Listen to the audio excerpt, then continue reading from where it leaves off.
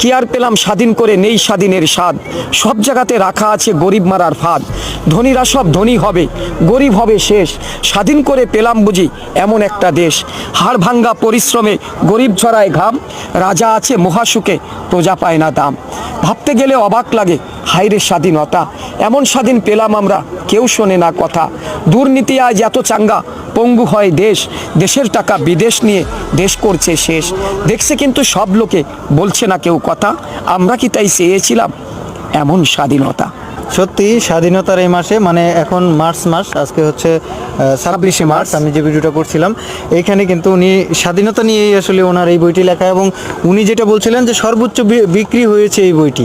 উনি বাসের মধ্যে হকারি করে বই বিক্রি করেন এবং ভার্চুয়ালি বিভিন্ন ফেসবুক ইউটিউবের মাধ্যমে প্রচুর ভাইরাল হয় যে কবিতাটি, সেই কবিতাটি তো এটি, তাই না? হ্যাঁ, সেটাই। এই কবিতাটি আসলে প্রচুর পরিমাণ ভালো